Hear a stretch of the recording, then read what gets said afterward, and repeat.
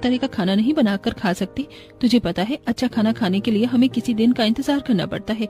किसी का बर्थडे हो, पार्टी हो, पूजा हो, कोई फेस्टिवल हो, तब इस घर में कुछ अच्छा बनता है और अच्छे के नाम पर सिर्फ 2 या 3 तरह का आइटम। परेशान हो गई हूँ मैं तो। सिमरन जब अपनी दोस्त से फोन पर अपने ससुराल वालों की बुराई कर रही होती है तो कमरे के बाहर राहुल, पवन और काजल सिमरन की बातें सुन लेते हैं। मैंने कभी सोचा भी नहीं था कि भाभी इस तरह हमारी बुराई करेंगी। काजल, उसकी बातों को दिल पर मत ले। जानती है ना, वो बड़े घर से आई है और उसके पापा भी उसके साथ नहीं रहते थे।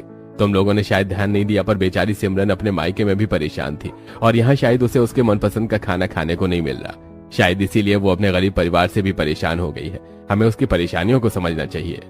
भैया सही कह रहे हैं, अपनी भाभी को थोड़ा समय दो, वो हमें और हमारी मजबूरी को समझने लगेगी। राहुल के समझाने पर काजल इस बात को समझ जाती है और किसी से कुछ नहीं कहती।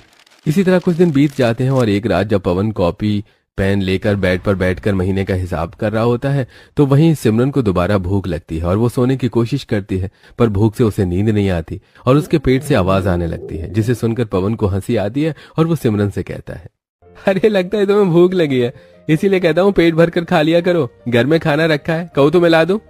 आप खाना लेकर आओगे? पर आपको पता है मैंने 3 टाइम का खाना खा लिया है। तो क्या हुआ अगर 3 टाइम का खाना खा लिया है तो? तुमने कोई नियम बना रखा है क्या कि पूरी दिन में 3 बार खाना खाओगे या 4 बार नहीं? अरे इंसान को जब भूख लगेगी तब वो खाएगा। हम भले ही तुम्हें 56 भोग न खिला सके, पर पेट भरकर खाना तो खिला ही सकते हैं ना। मैं अभी तुम्हारा खाना लाता हूँ। आप सब बस अच्छी और बड़ी बातें करना जानते हैं। जो मेरा खाने का दिल होता है वो तो कोई खाने नहीं देता।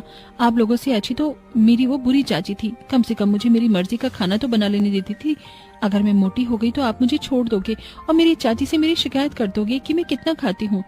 हे भगवान, तुम्हारे दिमाग में कितनी सारी बेतुकी बातें हैं। ऐसा कुछ नहीं है जैसे तुम सोच रही हो। ये देखो, मैं और भैया जो कमाते हैं वो सब कुछ घर के राशन, बिजली बिल, पानी का बिल, काजल के कॉलेज की फीस, पापा की दवाइयाँ, इन सब में चला जाता है और जो पैसा बचता है उसे हम सेविंग करते हैं। अब तुम बताओ, इतने कम पैसे में हम महंगे और रोज तरह तरह की चीजें कैसे खा पाएंगे? आप सब इतनी मुश्किल से घर चला पा रहे हैं, मुझे पता ही नहीं। किसी ने मुझे कभी ये सारी चीजें महसूस ही नहीं होने दी।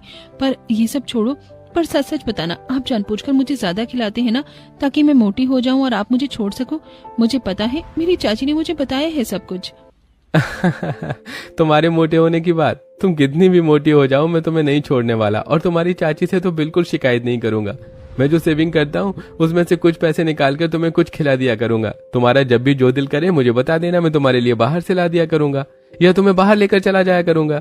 अपनी बीवी को खुशी के लिए इतना तो मैं कर ही सकता हूँ ना। इतना बोलकर पवन उसके लिए खाना लेकर आता है, जिसे पेट भरकर खाकर आराम से